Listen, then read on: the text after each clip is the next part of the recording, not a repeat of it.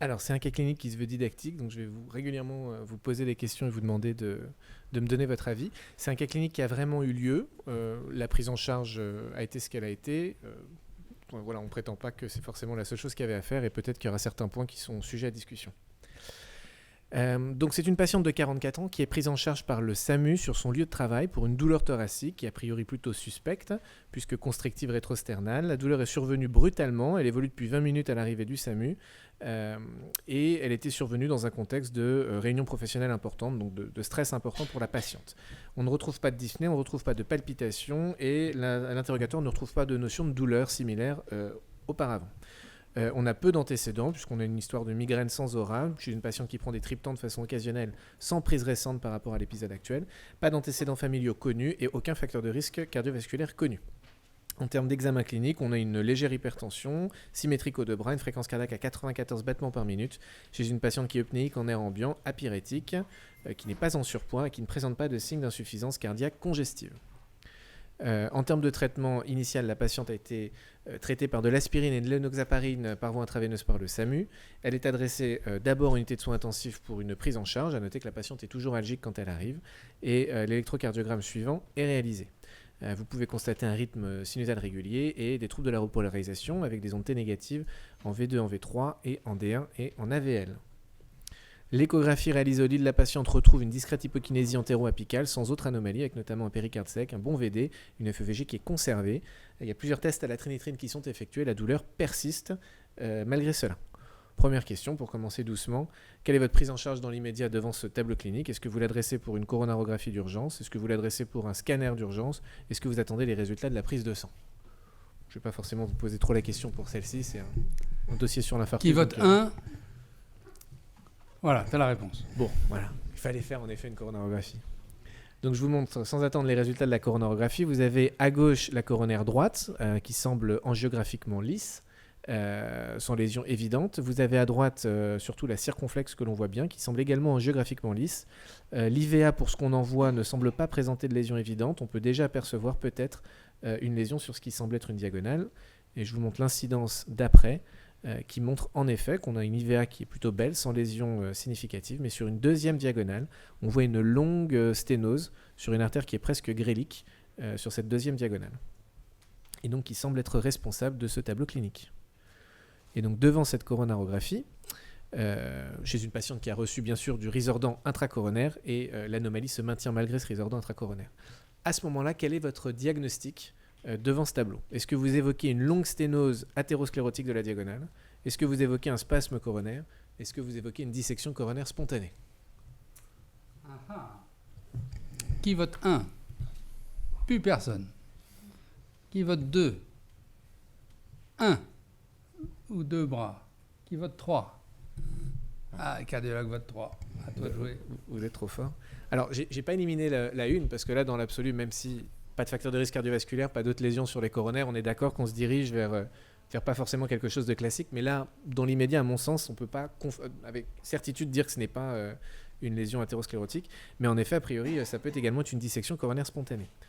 Alors, dans l'absolu, je dis bien dans l'absolu, puisque là, ce n'est pas une artère de très gros calibre, et donc la liste des examens que je vais vous demander n'aurait pas pu forcément être réalisée en pratique, et n'ont pas été faits en pratique. Mais dans l'absolu, quels examens aurait-on pu réaliser pour confirmer le diagnostic, et confirmer surtout le mécanisme étiologique entre une lésion athérosclérotique et éventuellement une dissection coronaire? Je vous ai proposé ces 3 examens. Est-ce qu'on fait une FFR? Est-ce qu'on fait une ECT? Est-ce qu'on fait un AIVUS? Qui vote 1? Personne. Qui vote 2? Ah oui, c'est assez tentant. Qui vote 3? Bah oui, ça serait assez tentant aussi. Bon, on pouvait faire un AIVUS ou un ECT pour confirmer l'examen. Donc je vous montre quelques images de ce qu'on aurait pu réaliser. Donc si on avait fait un ECT, on aurait pu avoir une image similaire. Donc vous voyez, excusez-moi, ça c'est l'AIVUS. Vous voyez en fait la vraie lumière et ici la fausse lumière qui est créée en fait par la dissection coronaire. Avec voilà, cet aspect de fausse lumière. Si on avait fait un AIVUS, on aurait une image de ce style-là avec l'hématome intrapariétal qui se constitue. Et donc juste un petit schéma pour vous montrer en fait ce qui se passe et ce qu'on voit avec ces examens. Donc vous avez l'artère normale avec ces trois couches. Et donc quand vous avez une dissection coronaire spontanée, donc la formation d'un hématome intrapariétal au niveau de la média, vous allez avoir une compression de la vraie lumière qui va être réalisée par cet hématome, ce qui est le cas là dans l'image B. Et éventuellement, vous pouvez avoir également une déchirure de l'intima avec un aspect de fausse lumière que vous pouvez également retrouver sur les examens préalables. Donc, si on retient le diagnostic de dissection coronaire spontanée chez cette patiente, quelle est votre prise en charge immédiate? Est-ce que vous mettez un stent? Est-ce que vous faites une angioplastie au ballon uniquement? Est-ce que vous faites un pontage? Est-ce que vous faites rien du tout? Qui vote 1? Oh, ils sont forts. Qui vote 2? Ah, un bras. Qui vote 3? Pontage. Personne. Qui vote 4? Bravo. Alors en effet, là, a priori, la prise en charge, en tout cas ce qui a été fait, c'était strictement rien. Et si on se rapporte aux deux conférences de consensus, de conférences d'experts qui ont été faites par les Américains et par les Européens et qui ont été publiées l'année dernière, vous avez le message central qui est, dans la mesure du possible, et j'insiste bien, dans la mesure du possible, une prise en charge conservatrice. Évitez les angioplasties avec des stents ou des ballons, puisque les artères sous-jacentes sont fragiles. Et en fait, en mettant des stents ou en faisant une angioplastie, vous risquez d'aggraver la dissection et de vous retrouver avec plus de problèmes qu'autre chose. C'est bien sûr sous réserve de si c'est possible. Là, en l'occurrence, c'est une petite diagonale. La patiente est relativement stable, donc on pouvait ne rien faire. Ça aurait été autre chose s'il s'agissait du tronc commun avec un TIMI altéré sur l'IVA, bien évidemment. Alors, une autre question. Quel traitement médicamenteux devez-vous à cette patiente? Est-ce qu'à votre avis, il y a une contre-indication formelle à la double thérapie antiplaquettaire, parce qu'a priori, il y a un hématome pariétal? Est-ce qu'à l'inverse, il faut quand même mettre une double antiagrégation plaquettaire? Est-ce qu'il faut mettre des statines? Est-ce que c'est un intérêt? Est-ce qu'il faut mettre des bêta-bloquants? C'est de plus en plus dur. Hein. Alors, qui vote 1? Peu de monde. Qui vote 2? Peu de monde aussi. Qui vote 3? Pas beaucoup de monde. Qui vote 4? Plus personne. Alors là, il n'y a pas beaucoup de traitements qui vont. Hein. C'était une question piège, puisqu'en fait, la réponse, j'en sais rien. Voilà, tout simplement. Non, mais il n'y a pas d'essai randomisé et les conférences de consensus sont extrêmement générales. Alors notamment, est-ce qu'il y a un intérêt à la double antiagrégation plaquettaire? Il y a des gens qui diront que c'est un hématome intrapariétal et donc la double antiagrégation semble pas forcément intuitive, et ils ont peut-être raison. C'est pas prouvé que c'est une mauvaise idée ou une très bonne idée de le faire. On a quelques études observationnelles qui utilisent de l'OCT qui montrent qu'un thrombus peut se former en regard de la vraie lumière sur la zone de compression à cause de l'hématome. Et donc sur ce rationnel, on pourrait justifier l'utilisation d'une double antiagrégation plaquettaire, avec encore une fois plutôt du bon sens et de la prudence qui va prédominer, donc éviter les anti-P2Y12 de nouvelle génération qui sont peut-être un petit peu puissants, et pas de recommandation claire sur la durée de cette double antiagrégation. Si évidemment vous aviez dû mettre un stent pour une raison quelconque, à ce moment-là il faut traiter le stent, et donc là les recommandations générales s'appliquent. Vis-à-vis des bêta-bloquants, il y a quelques études observationnelles qui ont sous-entendu qu'il y avait peut-être une diminution du risque de réassurance, donc c'est plutôt conseillé. Vis-à-vis des statines, il y a très peu de données, il y a une seule petite étude observationnelle sur 90 patients qui a dit qu'il y avait peut-être plus de récurrence avec les statines, et donc les conférences de consensus recommandent de ne pas mettre de statines à titre systématique pour la dissection, mais d'en mettre par ailleurs s'il y a une indication. Et vis-à-vis des IEC et des ARA2, les recommandations générales du syndrome coronaire aigu de la cardiopathie ischémique s'appliquent, donc s'il y a une dysfonction ventriculaire, vous pouvez les mettre. Donc cette patiente en l'occurrence a présenté une évolution simple au cours de l'hospitalisation. Elle est sortie sous double thérapie avec du clopidogrel, du bisoprolol et du ramipril. Et 2 ans plus tard, cette patiente a été réadressée de nouveau par le SAMU, directement coronarographie cette fois, pour un tableau de stémie inférieure. Et je vous montre la coronarographie. Donc vous avez le signe du cercle rouge et le signe des flèches blanches. Vous vous rappelez peut-être quand je vous l'avais montré qu'il y avait ici une RVG, qui n'était certes pas une énorme artère mais qui était quand même là, et là vous voyez qu'il y a une longue sténose puis finalement une occlusion de cette RVG, et vous pouvez voir au niveau des flèches blanches qu'il y a déjà une prise de contraste dans la paroi avec des traits de dissection en fait qui sont présents de la fin de la CD2 jusqu'à l'IVP. Et quand on regarde le réseau gauche, c'est pas tellement mieux. Alors déjà premier point, c'est que ça c'était l'artère, la diagonale qui était malade lors de la première coronarographie, vous voyez qu'elle a complètement guéri. Par contre la première diagonale au-dessus avec le signe de la flèche rouge, vous voyez de nouveau une longue sténose avec une occlusion. Et vous pouvez aussi apercevoir la fin de la circonflexe, qu'on va un petit peu mieux voir sur l'image d'après, qui présente également une longue sténose et une occlusion dans sa distalité. Et vous voyez également sur la gauche toujours la prise de contraste dans la paroi. Donc là, on a une dissection des 3 troncs, tout simplement. À noter aussi que cette patiente, à l'arrivée en salle de SAMU, avant même le début de l'examen, a présenté une fibrillation ventriculaire compliquée d'arrêt cardiaque qui a justifié un choc électrique et qui a été récupéré immédiatement après ça.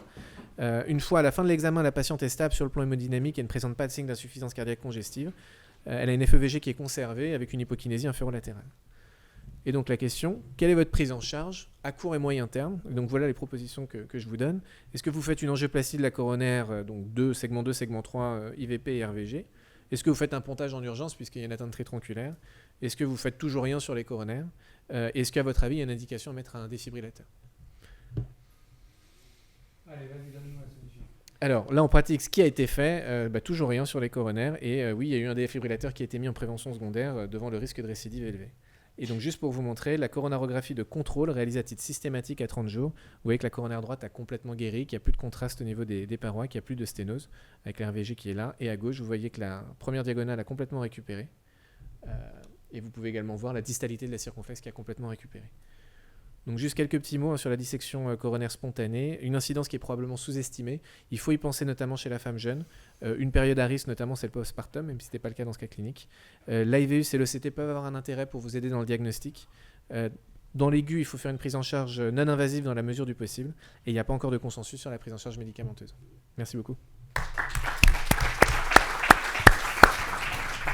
Merci Paul. Une question ou deux peut-être avant que tu t'en ailles. Cette patiente a été migraineuse sous triptan. Il y a eu des alertes de pharmacovigilance pour les triptans et infarctus. Oui, mais elle a gardé les triptans entre les deux infarctus. Ils ont probablement été arrêtés, mais elle n'avait pas de notion de prise récente avant cet épisode aigu. Elle n'a pas pris de triptan avant les infarctus. Non. Question, Daniel.